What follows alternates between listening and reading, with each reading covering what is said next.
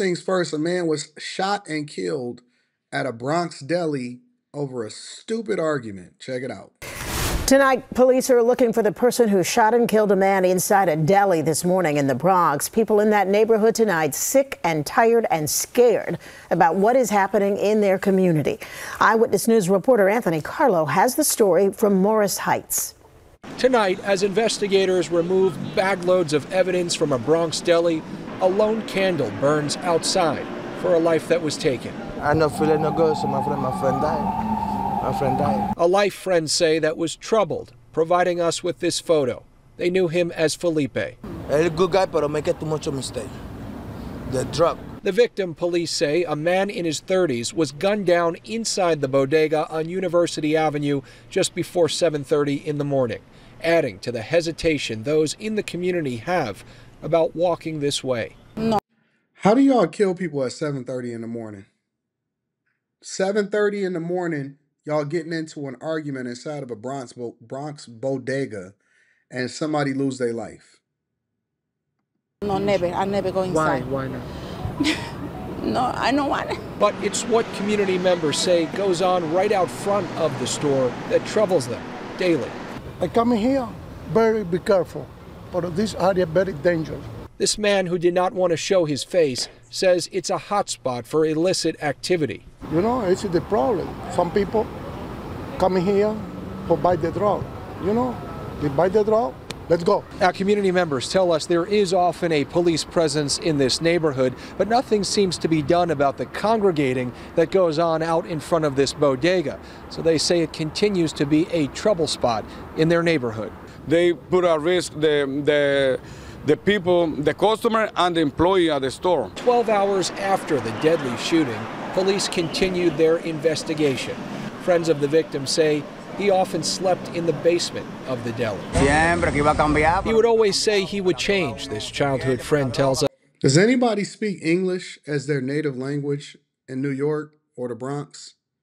Every single person that they're interviewing is speaking with a different language, a different accent. Is it anybody that's actually speaking English? And I'm wondering, have we brought so many different people over here from different cultures that the very fabric of what America is has changed now to where we don't even operate on American standards anymore? It's standards from everybody else. People is doing whatever they want to do. They bringing their culture. They fighting, they killing, they stealing, they destroying. And I'm trying to figure out, what is American culture now? Nobody in New York speaks fluent English. Yes, you're right, Night J. United States of America is a melting pot, but it still should be a standard. You can't go over to the Middle East. You can't go over to the UAE. You can't go over to Dubai and change their culture. You have to integrate. You can't then bring your stuff over and say, oh no, we a representation. We want rights too. This whole country is just absolutely falling apart. Straight up, this whole country is falling apart. And other quick hits on top of that, Brandon Johnson has decided to have a unified sheltering system, which is basically them combining homeless shelters with migrant shelters in order to save money for this budget deficit. Check it out.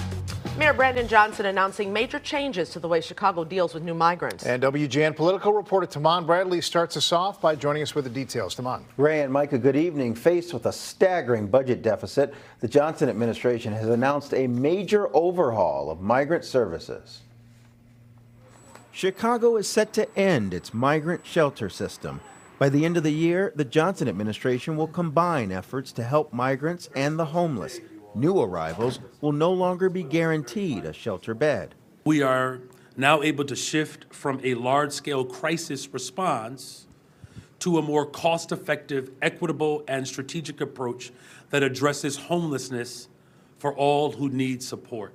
Under the shift, the city is eliminating 30-day shelter extensions for most residents, changing hours of the landing zone, closing the State of Illinois Intake Center, and saying that only migrants who've been in the country less than a month will be eligible for a shelter spot. The overhaul comes 1 year after busloads of migrants from the southern border arrived almost every day. The influx overwhelmed city resources and led to migrants sleeping at police stations and airports.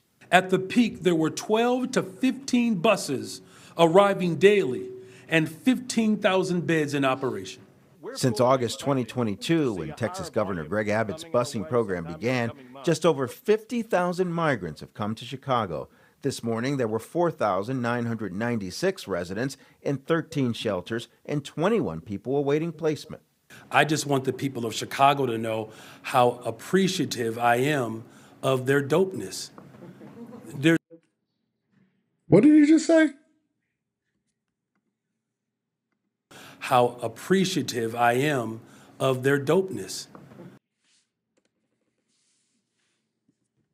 Chicago to know how appreciative I am of their dopeness. Okay, first and foremost, we know that they watching the Millionaire Morning Show. Okay? First and foremost, we know that they watch the Millionaire Morning Show. We know that for a fact. Secondly, he trying so hard to be a part of the Cool Kids Club instead of being what the people of Chicago actually need. Come on, man. What are we talking about, bro? What are we talking about? I don't understand it. There's nowhere else on the planet that has been able to stand the test of time in this crisis. The changes come as the mayor wrestles with a nearly $1 billion budget shortfall. The one-shelter system will add 3,800 beds. Mayor Johnson is not ready to say how much that's going to cost. There will be an ask, but the ask is to respond to this one-shelter system. That is the ask. We're asking City Council, the city of Chicago, to embrace an historic moment. Today, Governor Pritzker said the state, which has partnered with Chicago in the humanitarian effort, worked on the revised plan. I think everybody understands we all have the interests of the community as well as the migrants in mind. This belt tightening follows the defeat earlier this year of Bring Chicago Home, a tax on high-end real estate transfers to fund homeless services. They're trying to basically become Chicago light. Los Angeles light. Anybody that's paid attention to the politics over in California and the politics over in Los Angeles, this is basically what they're trying to do. They're trying to tax higher end individuals or people that have higher real estate transactions to then pull from them and then continue to fund social services while at the same time raising property taxes in order to fund the migrant crisis and the initiatives and plug budget shortfalls. And so that's basically what Chicago is doing. They can talk about dopeness, they can steal terms, they can go back and forth. This isn't something that they're trying to do on their own. This is something that they're trying to do in order to save money because of budget constraints, because they facing a $250 million shortfall this year and a $1 billion shortfall next year. So if you are in Chicago, buckle up. Buckle up if you are in Chicago. You are in for a hell of a ride over the next 20 years. Let me say it again for the people in the back. If you are a resident of Chicago, buckle up. You are in for a hell of a ride over the next 20 years. And unless y'all get somebody to come in and completely upend the political system that's then putting y'all in this bad position in the first place, y'all are going to suffer bad. And I feel bad for the older residents because y'all won't see the turn. See, over in here in Detroit, well, I'm in Atlanta right now, we've seen a turnaround and now everything is going well. You guys are basically going through what we went through, but exponentially on a worse level because you have a larger population and people are going to suffer and y'all don't even own y'all streets till like 2080. So that's what's happening over in Chicago. And then last but not least, a man killed his coworker because he was obsessed with her. And he was obsessed with how many breaks that she was taking. Check it out. Louisville police say a man murdered his coworker because he became obsessed with her and focused on how many breaks she was taking at work. 51-year-old Travis Merrill is charged with murder. Court documents reveal that after his coworker complained about him obsessing over her, he created a detailed plan to kill her in front of their coworkers because she, quote, caused him pain, and he wanted her to feel it too. Fox 4's David Centenary spoke with the suspect's neighbors. David. Well, neighbors of the suspected killer say he was a bit off, but they had no idea he was charged with murder until we told them today. I see him all the time. Darcy White says he never had a good feeling about his Louisville neighbor, 51-year-old Travis Merrill. I kind of felt something strange about him. White says on Sunday, a relative of Merrill's was moving and giving away belongings from Merrill's apartment. He gave me these shirts. He said son had to go out of town. It was not until Fox 4 told White on Monday, however, the reason Merrill is no longer his neighbor is because Merrill is charged with murder. And so this is that man's shirts. I have a killer's shirts. According to an arrest warrant, Merrill walked into Allegiance Trucking in Louisville on October 17th, where he worked, and shot and killed Tamara Colazzo, a female coworker. The affidavit says Merrill admitted to police he was obsessed with Colazzo and began getting ever increasingly angry by her taking what he considered to be unauthorized long breaks during work hours, as well as not paying any attention to him. Y'all gotta be careful who y'all befriend. I said last night on Hardly Initiated that everybody is not your people. Everybody is not going in the same direction that y'all going in, especially women. Look, man, y'all keep being so nice. I got a homegirl that I coach, and she just so nice. So nice to everybody. And it's a way that you can be nice while at the same time being assertive, but what your standards are so that you don't create false expectations from people that then every time they see you, they want to hug. Every time that you run into them, it's hey, my girl, hey, friend, all of this stuff. You know, a lot of times, and I understand it because women just be trying to get out of the situation or they just fall back into what they naturally are. But I'm trying to tell y'all that there are some people that look at you as food, and while you sitting here playing games and saying, oh, that's not my natural way to be this way or whatever, and I'm not telling you to change what's natural about you, but what I am telling you is that you have to let people know up front in your nice, feminine, polite way, hey, listen, no, you know what? I'm married.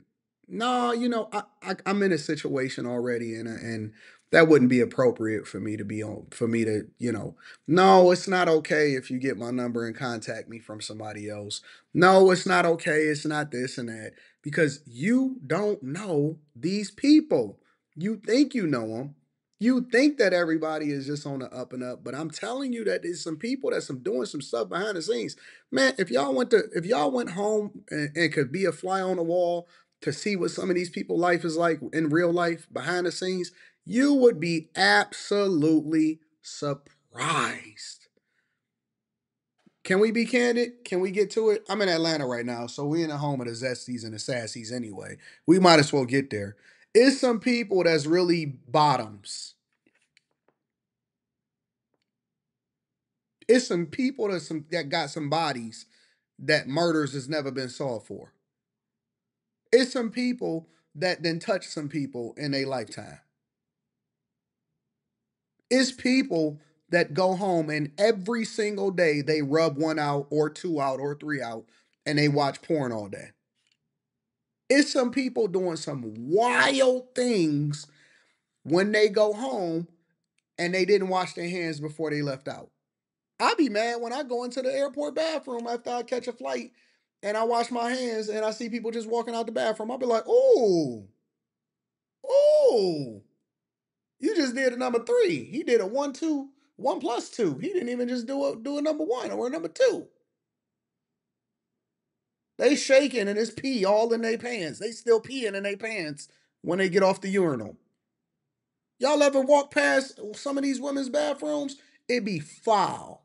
Some of these women's bathrooms be foul. It's some dudes out here that can't wait to give you a hug and then they preserve that shirt and they be sniffing it at home. Can't wait to get a pair of your panties. I'm telling you, man. Look, it's some people that got some real issues in life. And if y'all don't start setting boundaries, and if y'all don't start being stay in your femininity, but set some hardline boundaries, they're gonna be sniffing your hugs. Every time you hug, oh, can I get a hug? And then they be behind you like this, trying to take in your scent. And spirits is in people also. I want to tell y'all that also. It's some spirits in people that leap off into you, and when you're around certain people or when you shake their hand or when you hug them, that's why you got to wash your hands often, because it's not just about being clean, it's also being released from those demonic spirits, because people carry these spirits with them every day. And I know that y'all ain't believers, I know that y'all don't believe in spirituality, but I'm trying to tell you, it's a real thing.